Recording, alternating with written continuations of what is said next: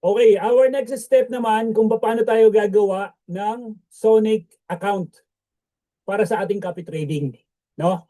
So from your dashboard, i-click po uli natin yung may arrow na yan sa taas, no? Yung menu bar, and then papasok po tayo sa CopyX. Scroll up nyo lang, makikita nyo po yung CopyX. Pag-click nyo ng CopyX, next is po natin i-click yung details. Remember, under Sonic po tayo. Huwag na po kayong magpahanap ng ibang ano diyan, ng ibang strategies. Actually, 59 strategies po 'yan under ng Tag Markets, no? Pero 'yan lang pong pinakamaraming member. Yang Sonic, 'yan lang po tayo. Okay. So, after click details, kailangan makita niyo po yung Sonic na 'yan na may connect. Kung hindi niyo po nakita 'yan, mahina yung internet niyo. Kailangan lumabas po 'yan. Okay? Press connect. Pag press nyo ng connect, ilagay nyo po yung investment na $10 or whatever amount that you want to invest. And then, i-click nyo po yung community token arrow. Okay, tandaan ha, ito muna i-click. Community token arrow. Pag click nyo yan, lalabas po yung code. Itatype nyo po yung Stratify. All capital. All capital. And then, i-click nyo po yung verify. Okay?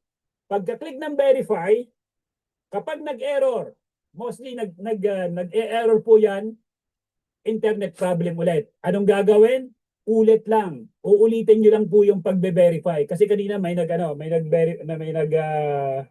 join sa akin. Sabi niya, coach, error. O sabi ko, ulitin mo. Pag malakas ng internet mo, papasok yan. So, pag-verify, ang next step, lalabas po yung hash GUID. Yan, nakalagay po yan, hash GUID. Palitan nyo po ng promo 24X. Okay? I-type nyo po, all capital. And then, i-click nyo po yung submit. Okay? Pag-click ng submit, magkakaroon nyo ng check. Ito pong box na to, yung dalawa na yan, yung I have read terms and condition agreement, and then click nyo po yung copy now. Ganito po yan. Yan. Magbe-berde po yan. No? Okay. So, pagka copy now, tapos na. CopyX account created. Okay. So, congratulations. Meron ka na pong account sa Sonic. Okay. So, dito po sa strategies, yan, yung may araw yan, sa strategies po nakikita yung inyong investment at yung in-amplify na 24x. Kapag hindi nyo po nagawa yung 24x at pumasok yung account ninyo sa Sonic, magta times 12 lang yun. Kikita pa din naman siya. Kaya lang kalahati, which is yun yung regular account ng Sonic. Okay? So, sa trades naman, dyan po nakikita yung daily trades. Ano ba kasunod natin? Okay. So, pagbalik po natin, no? Dito sa dashboard, ito po yung follower hub. Okay? Yan. Ito po yung sinasabi ko na strategies. Yan po yung investment nyo, $10. And then, balance niya is 24 kasi nga nag-amplify siya ng 24 kaya naging 240. Kung ano ba yung balance? Ba't ang laki? Yan po ay ang tinatawag nating trading balance.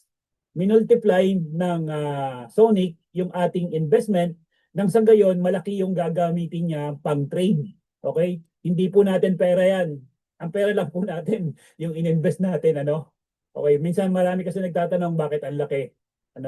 Kung pwede daw bang withdrawin, hindi po yan na-withdraw. Ang withdrawin lang po natin yung pera natin, tsaka yung profit natin. And remember guys, bakit po may arrow yung kulay pula? Yan po ay huwag niyong pipindutin. Kasi pag pinindot niyo po yung kulay pula na yan, may i-stop po yung trading ninyo. At mapupunta po dito sa inactive. Yan, nakita niyo po, nasa active po yung account natin, mapupunta po yan sa inactive. Pero huwag kayong mag-alala, accidentally napindot niyo yan, punta lang po kayo sa inactive and nakalagay po dyan ay play sign. Imbis na kulay pula na square, ang makikita niyo po dyan ay kulay puti na triangle. Pipindutin niyo lang po para makabalik sa active. Okay? So, next is, ayan. Okay. So, pag-click naman natin ng withdraw, okay? Halimbawa po, i-click natin yung withdraw, ano? Ito, click draw. Okay? This is the part of our tutorial para malaman na ninyo. Okay? Halimbawa po, click natin yung withdraw. Okay? So, kung may profit ka na, makikita mo po yung profit, no? Sa baba, available profit. Okay? Dahil siyempre, kagagawa pa lang ito, wala pang profit. And then, kapag click mo po yung deposit, no? Ayan. Ang nakalagay po dyan, eligible in 30 days. Okay? Ano pong ibig sabihin nun? Yung pong ating in-invest na $10 or any amount, yan po ay nakalak ng 30 days.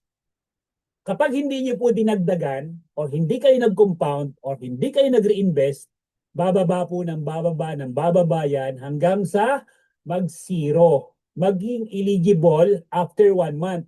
Pwede nyo na pong ilabas yung capital nyo kung ayaw nyo nang kumita sa tag market. Kung naliliitan kayo sa kitaan sa tag market, pwede po kayong mag-withdraw ng capital.